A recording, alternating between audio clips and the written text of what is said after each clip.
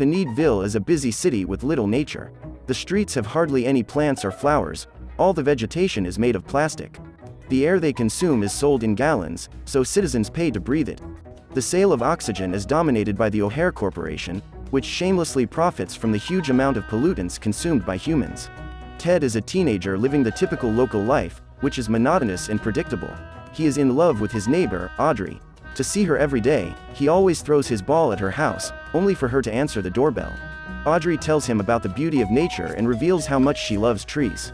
While having dinner with his family, Ted asks his mother how to find real vegetation, but the woman doesn't react well. The boy's grandmother, who has seen nature up close, tells him that there is someone who can help him with his goal. His name is Once Lur and he lives in a region that is banned and forbidden among the town's residents. Ted is interested in the story. Upon discovering the whereabouts of this unknown being, the boy gets on his motorcycle and rides out of town to find out who can help him. At the same moment, the security guards show the man that a teenager is about to leave town. Ted begins his journey and realizes that the land outside Thneedville is dark, dangerous and polluted. When he arrives at his destination, which is the street of the missing lorax, he realizes that there is only one house there, with 3 crooked floors. A mysterious, unkind man catches Ted with a mechanical hook and threatens him, but calms down when he discovers that the young man is only looking for information about the plants. Years ago, when he was still young, the old man left home to travel and create his invention, called Thneed, even without the support of his family. A few days later, with his donkey, he found a beautiful valley full of special creatures in a vast field of truffles. When he got there, he took his tools out of his bag and prepared to extract the natural resources of those mystical lands. The animals saw this and didn't like the idea at all, but they were quickly seduced by the marshmallows given to them and gave up trying to expel the human. However, the creatures realized what a big mistake they had made when Once Lur pulled out his axe to start the clearing. When the first stump was cut, a bolt of lightning tore through the sky and struck the tree stump. At the same moment, a mythical being was born. He was short, orange and with a big blonde mustache. His name was Lorax. The strange creature was the great guardian of the forest and was furious with the young man. So it demanded that the boy leave the place, but to no avail. He decided not to obey the Lorax's order because he didn't think the little thing was as powerful as it claimed to be. At this point, the man interrupts his story and asks Ted to come back the next day to hear the rest. The next day, his grandmother encourages him to continue his investigation and Ted prepares to return to the mysterious man's house. The boy then gets on his motorcycle and follows the same route as before, but this time he is stopped in his tracks by O'Hare and his men. The millionaire already knows all of Ted's plans, as he has been monitoring the teenager through the security system. Now he wants to know why a city dweller is so interested in nature. At that moment, the boy tries to change the subject, but O'Hare threatens him and orders him not to go back to Once Lur's house, because the secret of the trees could affect and bankrupt his industry's entire artificial air business. For the sake of his beloved's happiness, he starts up his motorcycle again and heads for the city's exit gate. Leaving Thneedville, he returns to the old man's dark house. Once Lur is surprised to see that Ted has returned, as he thought the boy wouldn't show up again. Then he discovers that the boy's interest in nature is only because of his beloved, but he still decides to go ahead with the story. In the middle of the night, the animals broke into Once Lur's house while he was sleeping and some of the bears took him to the lake. Other goldfish picked up the young man's bed and set him adrift in the river, but a bear cub ended up getting stuck next to the human. The two were carried away by the water and approached the falls, so to save the little animal from danger, Lorax decided to help the two. The next day, when he woke up, Once Lur noticed that all the animals, including the Lorax, were in his room and took the opportunity to finally show off his newly created Thneed, which resembles a large scarf. He used a bear as a model and mentioned all the advantages of the invention. Later, Once Lur presented his creation in the city through a song, but his idea was not well received. When he threw it away, the fabric ended up flying to a young girl. Accidentally, the beautiful woman used it as a hat and all the townspeople began to love the new fashion.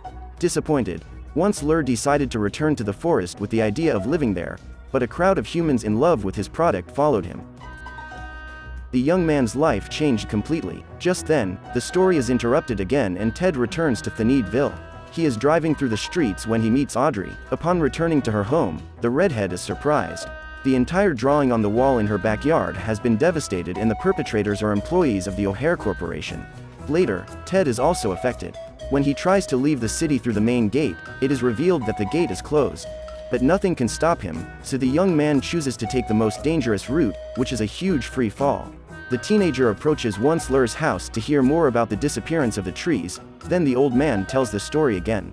At the time, after the Thneed explosion, his family visited him in the forest. However, the lorax was not at all happy about the situation, let alone the arrival of once Lur's relatives, but the human convinced the little guardian that no one would harm nature. The whole problem started when the young man's relatives manipulated him into increasing his production, but in order to do so, he had to cut down more and more trees. All the creatures were terrified of the man, who broke his promise and went on to invade and devastate the nature of that paradise. The lorax was extremely hurt by the once Lur, who only recognized his mistakes when the last tree was cut down.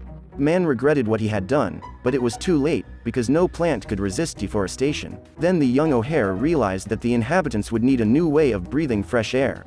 So he had the brilliant idea to start selling clean air, which was the source of his wealth. As for once Lur, his companies and industries went bankrupt and his family, made up only of self-interested people, left him alone. The human was devastated to see all the harm he had caused, because now all the animals in those lands had to move to distant lands.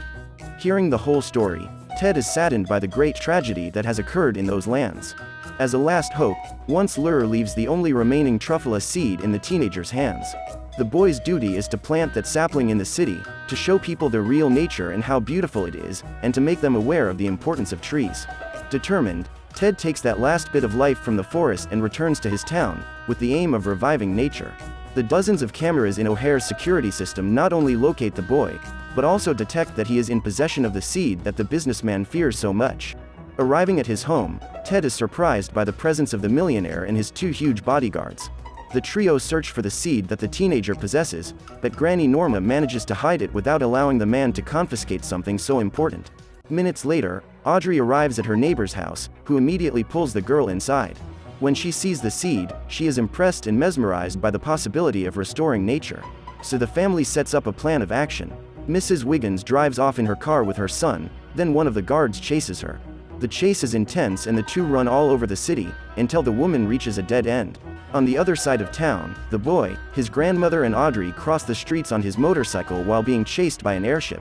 The businessman and his other henchmen get into the act to chase the trio and free fall into the city, using a flying helmet to chase them. However, they end up being run over in the middle of the road.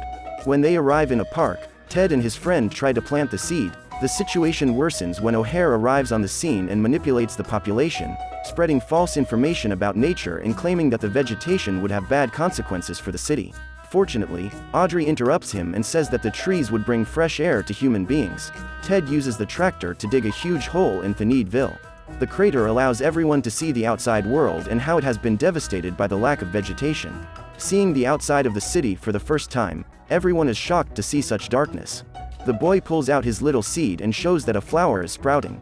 This proves that there is still hope to change the destroyed landscape outside the city. The townspeople listen and understand his dream and goal, so they decide to help him. Everyone joins the trio, who finally manage to plant the last remaining seed and give life to the first of many trees that will revive the forests. Later, the old once Lur finally leaves his house and notices that the paradise of the past is being rebuilt. Then, after several decades, he meets Lorax again, who returns to tell him that the old man is finally achieving his redemption. The old man hugs his old friend and they both feel happy, laugh and get emotional. Together, they celebrate the return of the fauna and flora, which are no longer artificial, but life in its purest state.